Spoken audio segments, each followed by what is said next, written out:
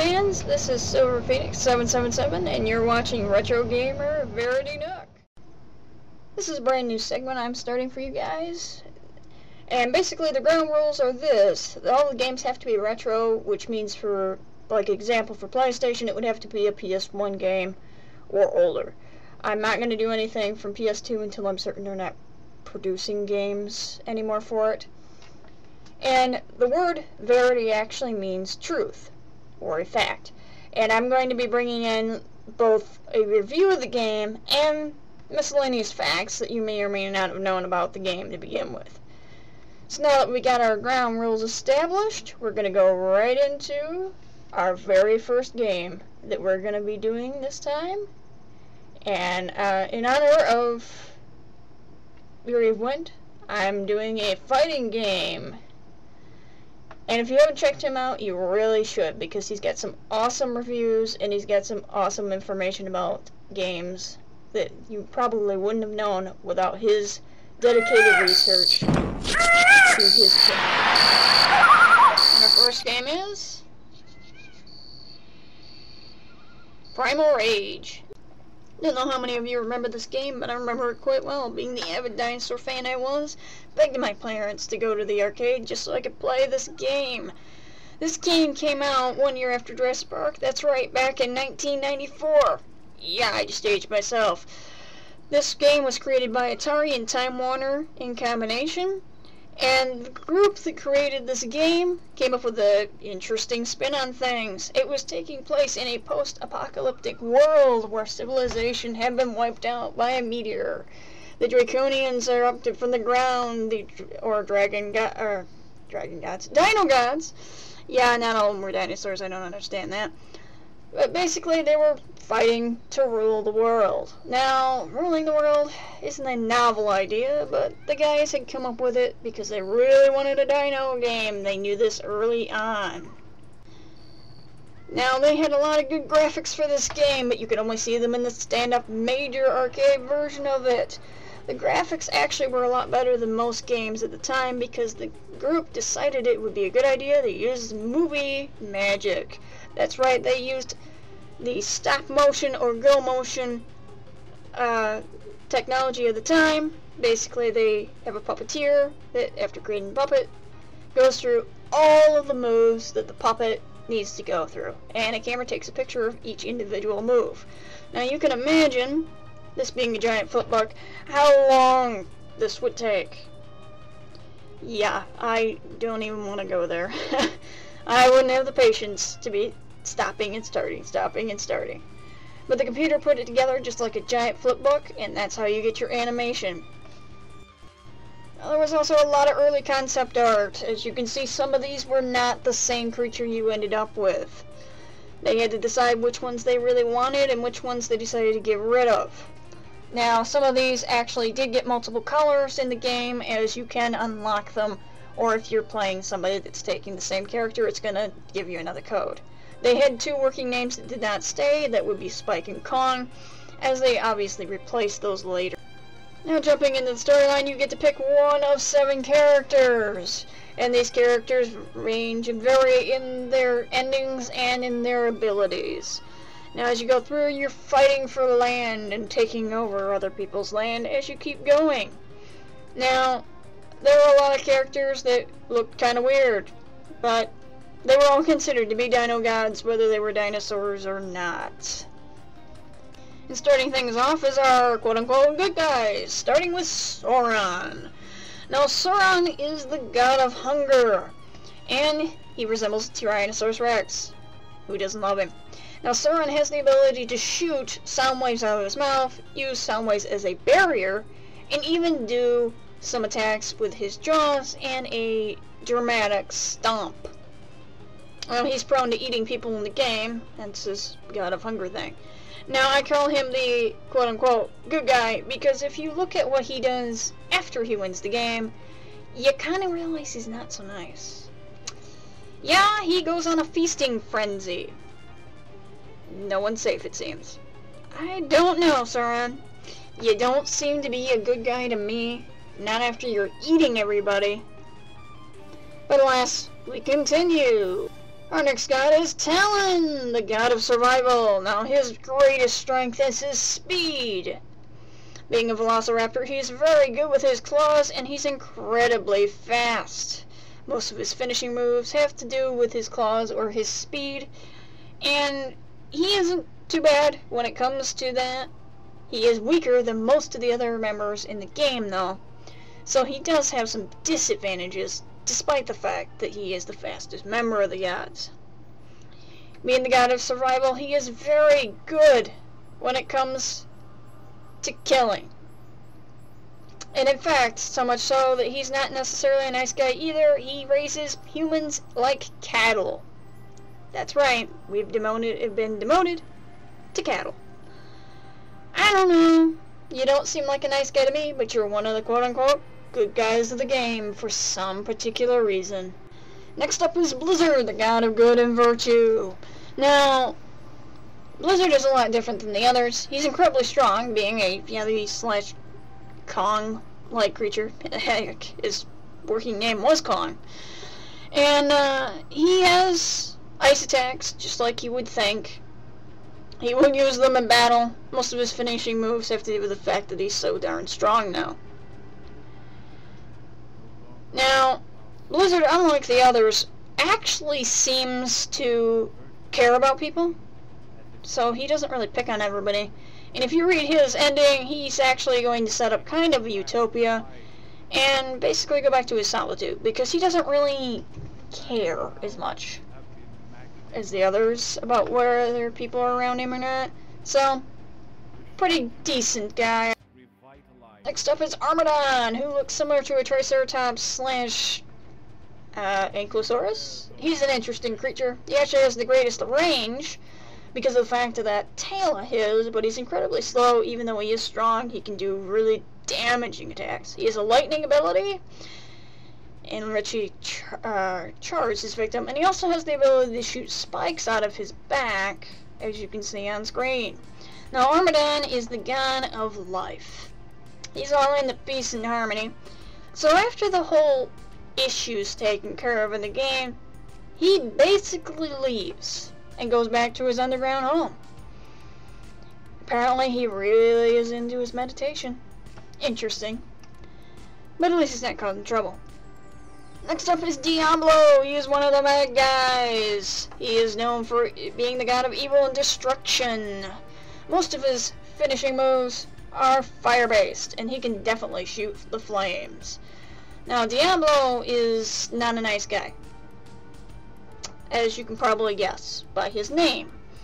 Diablo actually is quite sinister. In fact, he literally creates hell on earth if he wins. Just read his description. He loves torturing people. Yeah, he's basically the devil looking like an Allosaurus. Since he's smaller than Sauron, I call him an Allosaurus. Next up is Vertigo, which is this weird bipedal snake thing. She is a sorceress. As such, she can hypnotize people, and I do believe she can spit at them, being a cobra-like creature. Somehow, even though she's the goddess, of insanity, she was locked in another dimension and came out on the moon. How she got the Earth, I really don't know, and why you were on the moon to begin with, I don't know. Anyway, if she wins, she creates her own palace and basically makes people go to the other dimension to build it, enslaving the entire human race. So nice of her. Gotta love that. And last but not least is Chaos. Now, Chaos is the god of decay. He is similar to Blizzard, but he's much smaller. And he has some very strange moves. Everything from spinning to farting to peeing on his opponent. Yeah, he's a strange one. He reminds me of the angry swamp man from the Bayous, actually. He isn't too bad, though, to people.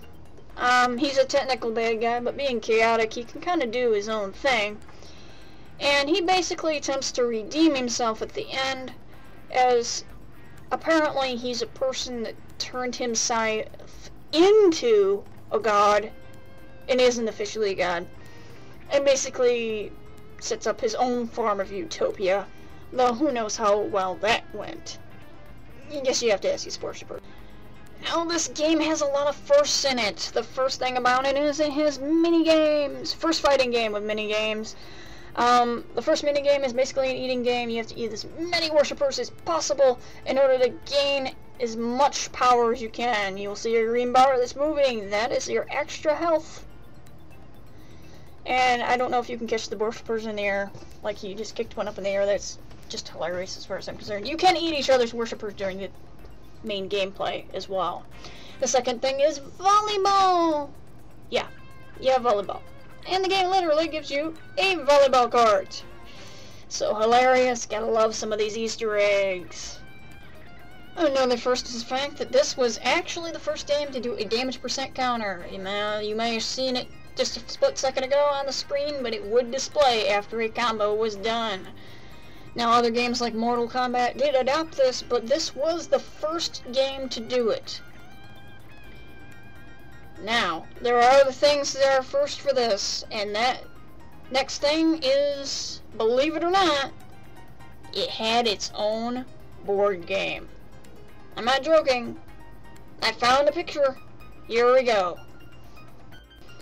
There are not many fighting games to get their own board game, and I gotta say, I don't know exactly how to play this, but what I can tell is that you're wagering or betting worshippers as you go through, and it looks like you're using Pogs and Slammers. Now, when I grew up, Pogs and Slammers were pretty normal, but basically you're trying to earn points by using the Slammers to get as many Pogs as possible, and you win doing that.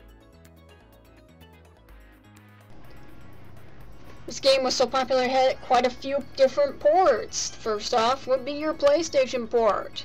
Then you have Sega Saturn. You have the Sega Mega Drive. The 32X, which I didn't know existed. You had Sega Genesis. You had the Game Gear. You had the Game Boy. You had the Super NES. The 3DO. The Jaguar. And a DOS version, as well as a Tiger R-Zone, which I think is a 3D simulator, and a Tiger handheld game. Now, what's cool about this game is that it was the same on all platforms. Unlike Jurassic Park, which had a different game for every single platform, these were all identical except for the graphics. Well, obviously you can't really identical the graphics. Not as especially since the Game Boy can't handle that type of thing. Now, eventually, all of this came back around as Midway Arcade Treasures came out with this game again for the PS2, the Xbox, and the GameCube. Now, I believe they can bring this game back out and maybe update some of these graphics. As you can tell, that the old CGI doesn't really match with the go motion or stop motion technology that they used during the actual game. I think that you could either match it up or you could do a much better job with the CGI and just revamp it slightly. You don't need to change the entire game to do it. Just need a slight upgrade and it would look awesome. Now, you would think that this would be the end of this, but it's not, because they also had toys. That's right, there was a toy line for this. Yeah, hard to believe. Fighting game gets a toy line too. There were actually 2 extra toys though, that we had no idea what they were for until much later. And one of those was Slash Fang, who was a Smilodon. And then you had Necrosan, who was some undead dragon guy. Now, we weren't quite sure what to make of these. Each toy did come with unique things. Each toy did seemed to have its own unique abilities that reflected the abilities of those in the actual game, which was kind of nice. Like Diablo could shoot things, so could Armadon. Of course, they didn't make replacements. I don't know how many things they lose just because they shoot. Come on, guys, make replacements. This is ridiculous. But even with all this ridiculousness, they actually had 2 sizes. They had the standard 6-inch, and they had the super versions, which were 10 inches tall and looked a lot more detailed. Now, a couple of these toys of the super version saw re-release, as I guess they got lazy. They brought back Diablo and Blizzard for the Ninja Turtles, Yeti, and T-Rex. Yeah, guys, way to be a ripoff. Now, there was a lot of controversy surrounding this game. I'm sure you can tell why. Violence being one of them. Well, the game was actually rated T for teen because of the amount of violence, gore, etc. There was actually an ability for people to turn on and off gore because of this in home games. But chaos was the main problem. Yeah, that golden shower of his was a major thing, and parents hated him for it. As much as they disliked his spitting and fart attacks, that one actually did the worst. Why they picked on just chaos? Well, probably just because of the fact that he had some of the worst attacks, and that golden shower just pushed it over the edge for most parents. Now, some of the later ones wouldn't even allow you to activate any of those fatalities, as it would display a no cheese symbol for the Super NES, and I do believe the Sega Genesis. Others just changed the color of the blood, making it yellow-ish instead of red, which was just stupid. And still others just let you change whether you wanted to see the gore at all. Now, after all this, you'd think that I would be done. Sorry to disappoint you. It keeps going. And the reason it keeps going is because of a certain magazine. Now, I don't know what era this was. I'm assuming it was still back in 94 or early 95. But an old game magazine known as Game Pro gave us our first look at the brand new Primal Rage 2. That's right, they were doing a second game. And they had some concept art that they posted in that particular magazine, along with a little bit of information about our bad guy. That's right, that skeleton dragon was a bad guy. We just didn't know it. Now, Primal Rage 2 was tested in Sunnyvale, California in 1995. That's right, it only took them a year to create this game, but it was ultimately dropped by Atari due to the fact that they thought it would not sell very well. Who knows where they got that idea? But even so, there is one fully working stand-up model. Now, this sold for $21,000 and was displayed in 2001 at the California Extreme Show. Why is it always California? God damn it, I live across the U.S. I never get to see anything cool. Digressing, they went with a whole new storyline. And as you can see, you have human characters, which is just confusing for most of us, as we have no idea why we suddenly had human characters, even though it does display /bang. Now, these guys are the avatars, and they are gigantic. I am so confused as to why they're so big. But the new premise basically had you fighting as these guys and going through, and apparently you will have to fight Necro-san. Yay, the enemy we've been waiting for! Well, this enemy apparently hatched from an egg inside of the meteorite that had landed, and I'm not really sure how a undead dragon, skeleton dragon dude can hatch from an egg, but okay, your story, Atari. The gods ended up uniting to go against him. I don't see them uniting in this game as they keep fighting each other. So their storyline is a little blown there. But despite their enormous size, they had some new characters for you. You had the avatar Zhao Ming, which was for /bang. Yeah, we get to play as him. Then you had Meliza, who was for Vertigo. Then you had Auric for Sauron. Looks muscular, don't he? You had Kina for Talon. Very similar to Talon, I would say. Then you had Shank for Chaos. He just looks very weird. You had Sinjin for the Diabolical Diablo. They seem to work together, don't they? You had Kaze for Blizzard, who was honorable and noble just like the samurai. And then you had the respectable Tor for Armadon. As you can see, you have quite the new array of god-powered people, I guess. They're kind of too giant to be humans, but as I can tell, all of them have weapons except for Zhao Ming, who is just using fighting techniques for whatever particular reason. And I do apologize, they only have really, really crappy shot stuff. Apparently this person put this in a storage locker after they shot this and have not removed it since. And I am slightly confused about that storyline, as we don't know how the gods get trapped again, nor do we know why they had to choose the avatars, nor do we know how to turn into the other god form. I think it has something to do with the bar at the bottom of the screen. I really couldn't tell you. And what the star constellation thing is about is a whole nother thing for me, as well as the map being different. It would be nice to be able to play this game, or at least get a bit more backstory on the actual game. Now, you would think that it would be the end of it, but it's not. They came out with 4 comics back in 1994, which are fairly rare and were made by Cirrus.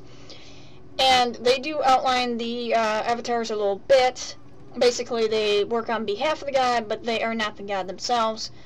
And basically, you have, well, the group fighting each other still, as if it took place during, or maybe, well, I would say during the first game. And poor Slash Fang, he does show up, amazingly enough. And he gets a whole page. Yeah, that was so nice of him. But basically you have Blizzard kicking Diablo's ass as he was causing so much trouble. And Necrosan is nowhere to be found in this. I don't know what that was about. Obviously it was something to do with it not being brought into the game right then. Now, that's not the end of this. Oh, you thought it was done, didn't you? Anyway, they had a book. Yes, they did. And they brought this out because Atari felt bad, apparently. Apparently didn't feel bad enough to bring the game out. But they felt bad that they didn't give their fans anything. So they brought out a book called Primal Rage, The Avatars. Now, this book was created in 1997. And it is super rare. In fact, if you go looking for the book, you can find it on Amazon, but it's $350 new and $55 used. I'm not lying. You can go look this up. It's ridiculous. Now, I can't afford to buy this book, so what I did is a web search, and I managed to find a synopsis of this book, which I will run through for you, and it's kind of confusing as this guy did not write this very well. And he had me confused at several points. It reminds me of a horribly written creepypasta, but I will go through it and we'll see if we can make sense of it together. Alright, here we go. There is a small glimpse into the Mesozoic Wars, which sounds like a Zodiac War.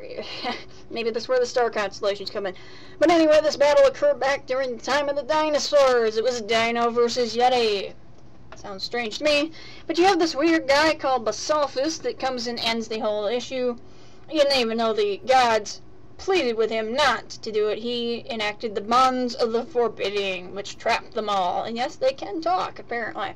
Now, Basalphus isn't the most powerful, but obviously he's not one of the dino gods. Don't know what he is, but he's obviously not the most powerful, because the most powerful is called the Allmaker, which is interesting. They never named him in any other way. Skipping ahead to modern day, the avatars are the chosen people of the gods. They are basically a high priest. They do the bidding of their god and actually interpret things for the people to follow that their god is saying.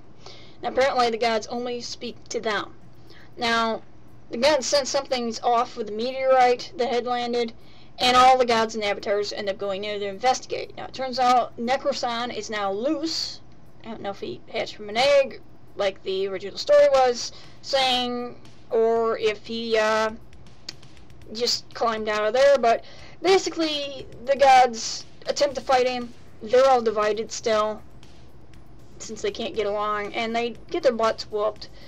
Necrosan turns all their worshippers into zombies and steals their land, which, my god, that guy works fast. The gods decide that in order to stop him, they're going to have to work together. Now, Chaos, being a pain in the ass like he is, decides to be neutral and not join their side.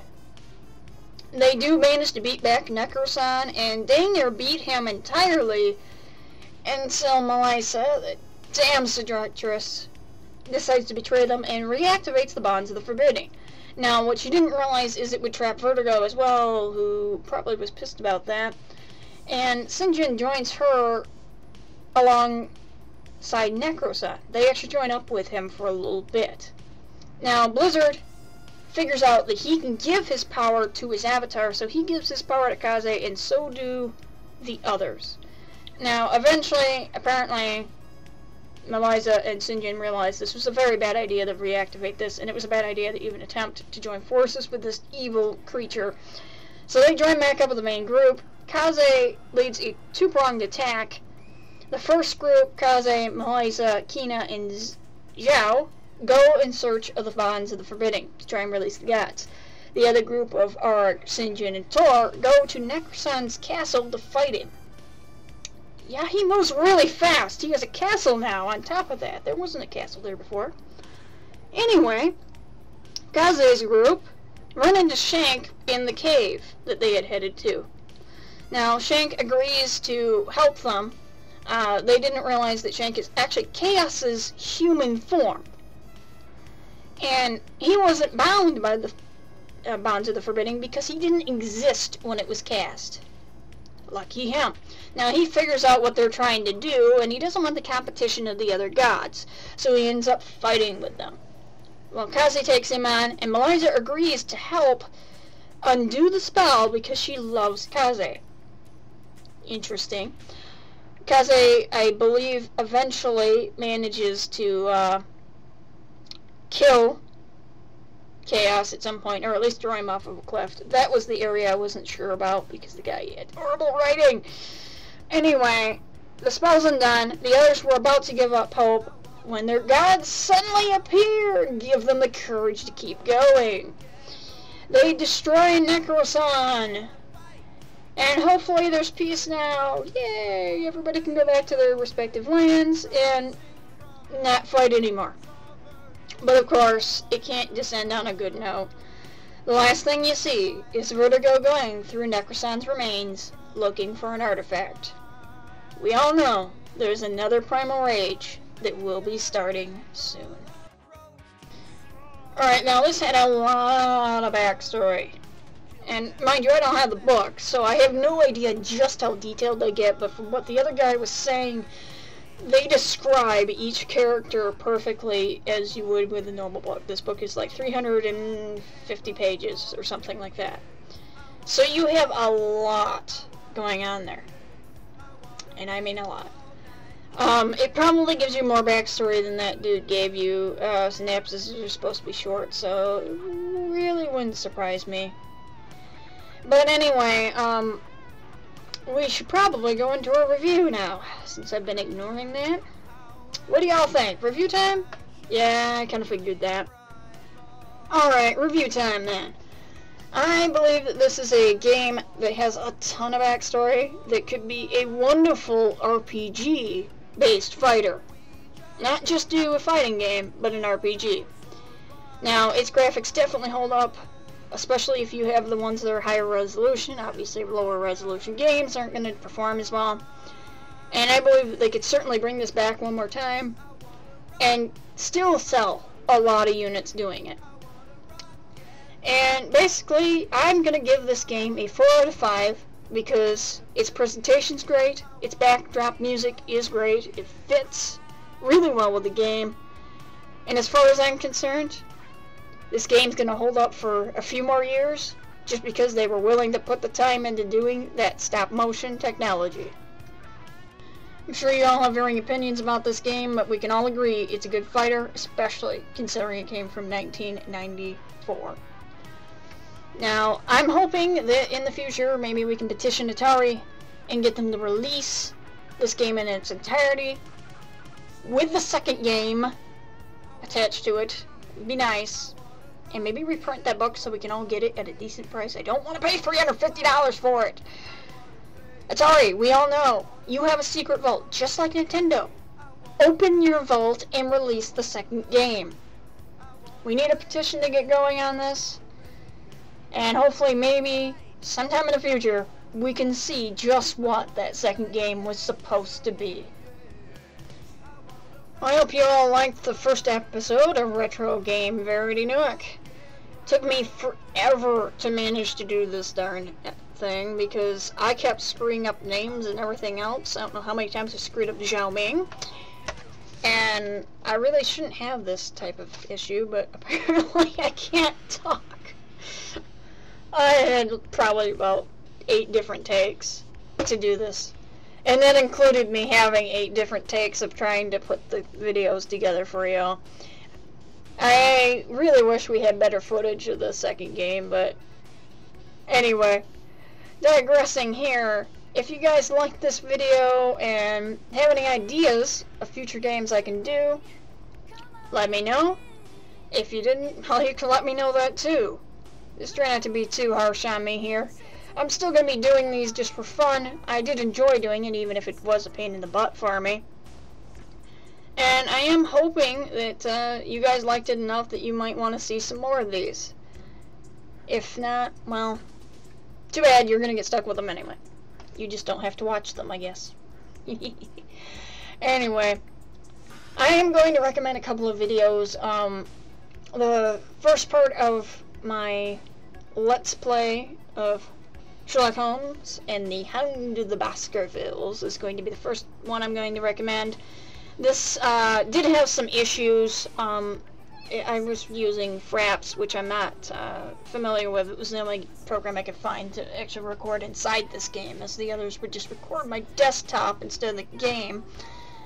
And it did an echo effect. I didn't realize that it was recording from my Logitech webcam and the speakers. So I ended up with some issues from that. I will hopefully have that fixed in the third part, but that's the first video I'm recommending. And the second one is actually a Pokemon creepypasta known as Strangled Red. And I started that creepypasta segment a little while back here. Let me know if you like either one of those videos, or if you have any suggestions for future videos. I'm open to whatever you guys can think up. Anyway, this has been Silver Phoenix 777. Y'all have a great night, and keep on gaming.